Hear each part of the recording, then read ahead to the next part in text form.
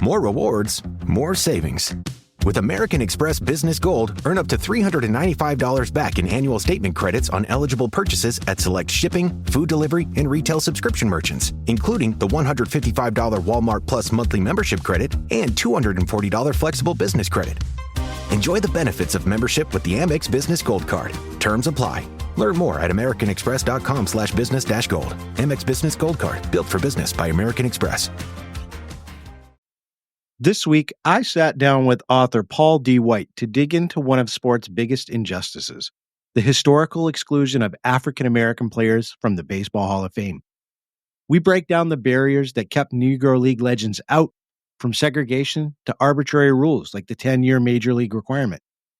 We'll also learn about the steps the Hall has taken to include more Black players and the work that there's still left to do. If you care about baseball's full history, this is an episode you won't want to miss. Let's get into it.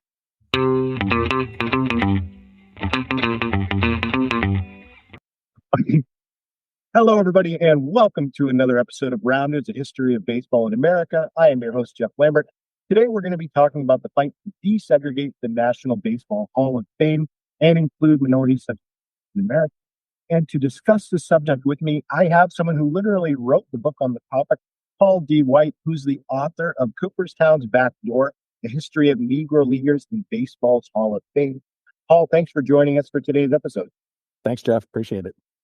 So before we jump into the topic, I would love to be able to get to know from you, where did your interest in this topic first start? What's the background to you wanting to do research into this? Sure. Well, I'm from Kansas City, so the history of the Negro Leagues is deep here. This is where the Negro National League was founded. It's where the Negro Leagues Baseball Museum is. I have a degree in history, so it's always been an area of mine that I focused on, and I've written a bunch of things related to baseball history. But the fact that Kansas City is sort of the founding place where the Negro Leagues actually began, where Rube Foster was founded it in the old Paseo YMCA down near the 18th and Vine district in Kansas City here, was sort of the impetus for it. Plus, I went to a Royals game with my son many years ago. He was probably 12 years old. And Buck O'Neill was there. A bunch of Negro Leaguers were there because it was Negro Leagues Appreciation Day.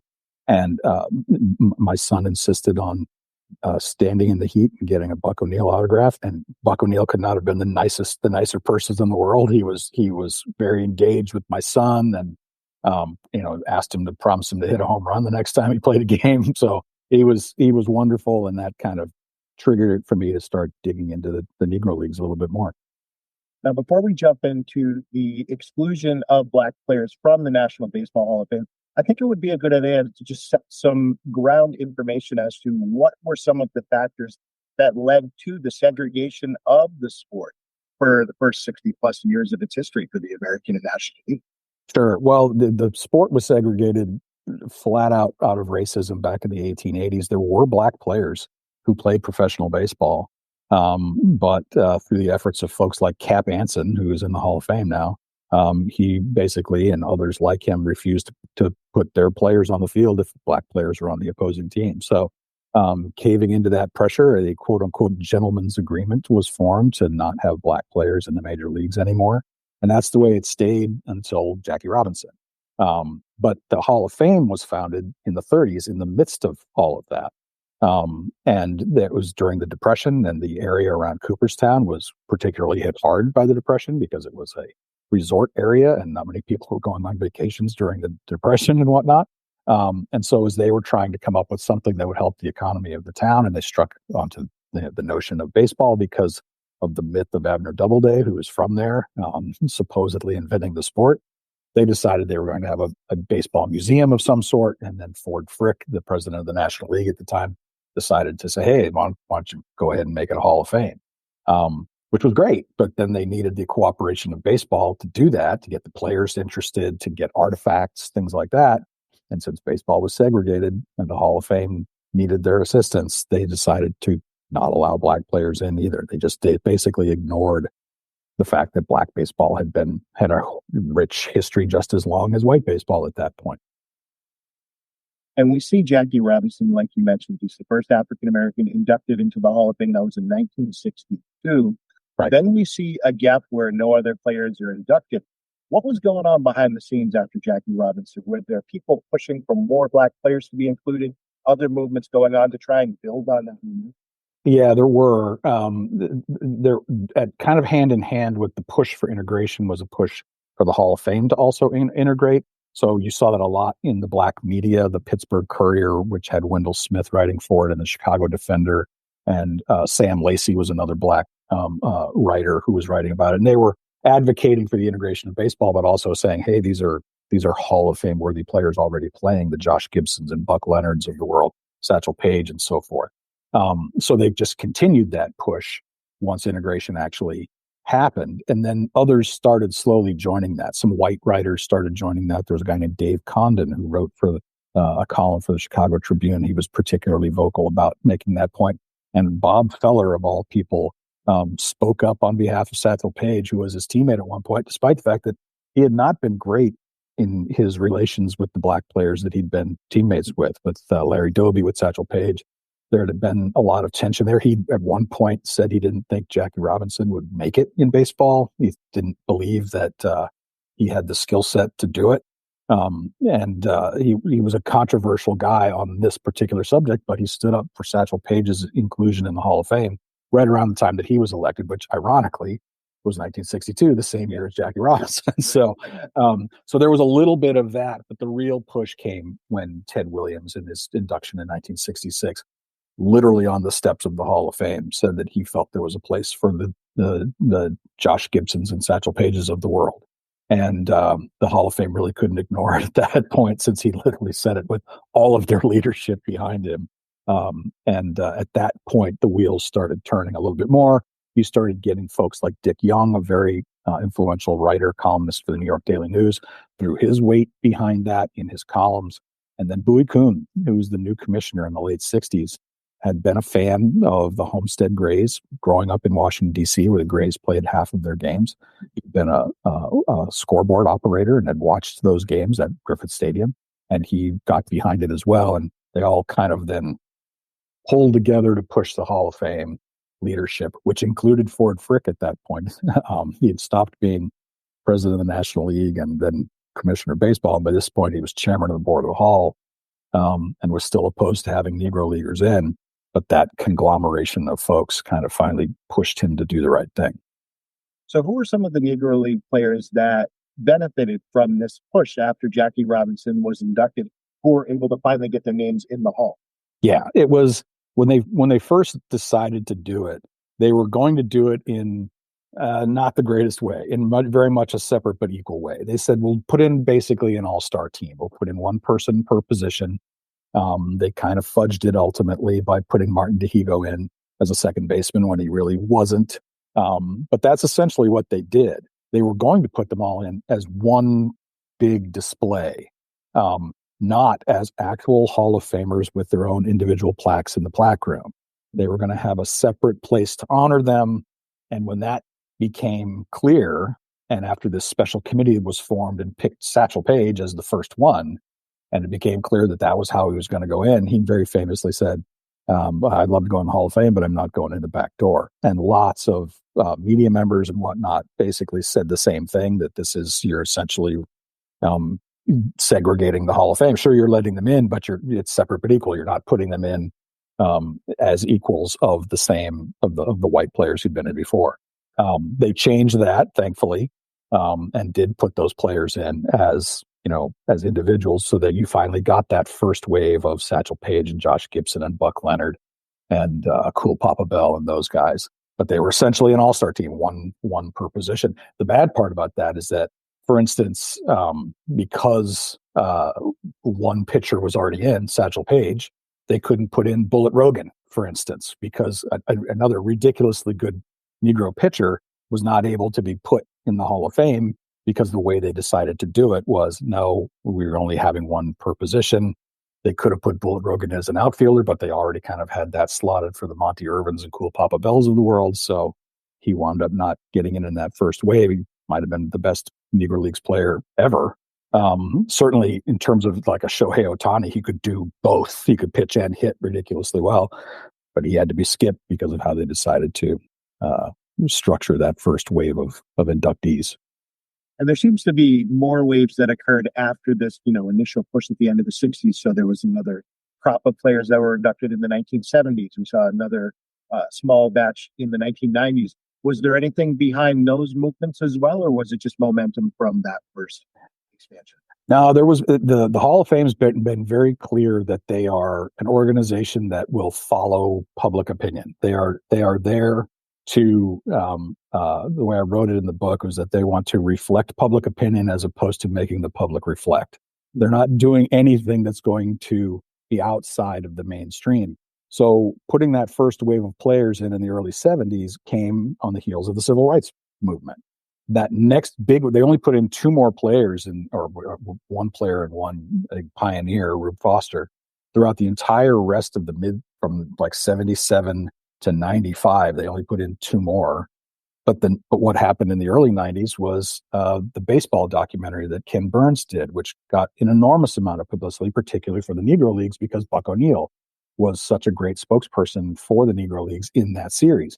And that got an additional upgrade of attention to the Negro Leagues, which caused them to say, okay, we'll augment the Veterans Committee elections each year by making them have one extra spot available solely for Negro Leaguers. So there was a string of 7 years in a row from like 96 to 02 or something like that, where they put in one extra Negro Leaguer. And then in 06 is when they decided, okay, let's finish this off finally. The Buck O'Neills of the world are not going to stop advocating for this. And they said they would create their own special committee, populate it with researchers and scholars, people who are experts on the Negro Leagues, a couple of players as well, and say, let's put in as many as you can. That's when they got their big election of 17 members of the Negro League. Most of those were players, but some of them were owners as well. And since then, they haven't elected a player since. They've put in Bud Fowler, who was pre-Negro Leagues, and they put in Buck O'Neil, both of those in 2022. But both of them went in as pioneers. No player or umpire or manager has been elected to the Hall of Fame from the Negro League since that big 06 class. Ryan Reynolds here from Mint Mobile with a message for everyone paying big wireless way too much. Please, for the love of everything good in this world, stop. With Mint, you can get premium wireless for just $15 a month. Of course, if you enjoy overpaying, no judgments, but that's weird. Okay, one judgment. Anyway, give it a try at mintmobile.com/switch. Upfront payment of $45 for 3-month plan, equivalent to $15 per month required. Intro rate first 3 months only, then full price plan options available. Taxes and fees extra. See full terms at mintmobile.com. Who would be on the top of your list of players that have not been inducted yet that should be in the Hall? Well, they keep nominating John Donaldson, and they should, because he was a ridiculously good pitcher. He was the guy who kind of bridged that time from before the Negro Leagues into the Negro Leagues. He was very a big attraction during barnstorming. He sort of helped create barnstorming and innovated as the business model for how these black teams could not only play a lot of games, but make a lot of money. They, before the organization of the Negro National League in 1920, they didn't have a league to rest, on and have a schedule and draw fans and whatnot. They had to go out and find those fans and play in front of whoever they could play in front of. And so this barnstorming model, and John Donaldson was one of the main people responsible for that, was incredibly important. On top of which he threw 14 no-hitters and had 5,000 strikeouts and things like that. None of which can really be verified, unfortunately, because this is pre-league days, and a lot of the numbers are against town teams and not well documented and things like that. But he is such a big presence in the formation of the Negro Leagues themselves, but also in that history of black baseball prior to the Negro Leagues that he should be in. And I would argue for Vic Harris, because he was not just a very good player for the Homestead Grays, but he was their manager for most of their great years, and easily is qualified as a manager by the Hall of Fame standards for managers, which is, anybody who's ever won 4 pennants as a manager is in the Hall of Fame, with one exception, and that's Vic Harris. Vic Harris is, he won 7 pennants. He has a better winning percentage than Dave Roberts, who is the all-time Major League record holder, and yet he's not in the Hall of Fame. And that's because no black manager from the Negro Leagues is in the Hall of Fame. There are people who managed in the Negro Leagues who are in the Hall of Fame, but not for managing. Oscar Charleston, for instance, is in as a great center fielder, which he was. He also managed, but he's not in for his managing. And Reuben Foster is in as the executive who founded the league, also a great manager, but he's not in for his managing. So those would be, they were both on the Veterans Committee or ERAS Committee ballot, I guess it is now. This year, they were both passed over, unfortunately. They won't even be eligible for another 3 years because of the way that these ERAS committees rotate which groups are looked at. So they're two glaring omissions. I did write a piece about it on my Substack account. There's probably 15 or so black players or managers who are easily qualified. And if they would ever do another exercise to kind of true up that time period, it would be worthy, and they would find plenty of folks who are certainly qualified. And in addition to the Players Hall, has the Baseball Hall of Fame done enough to honor the Negro Leagues itself and its legacy? They're doing better. The existing leadership of the Hall of Fame has taken a few steps in that. There's another kind of societal catalyst that helped push them along, and that was the unrest in the 2020 time period around the George Floyd murder and so forth, and the push for social justice reforms and whatnot.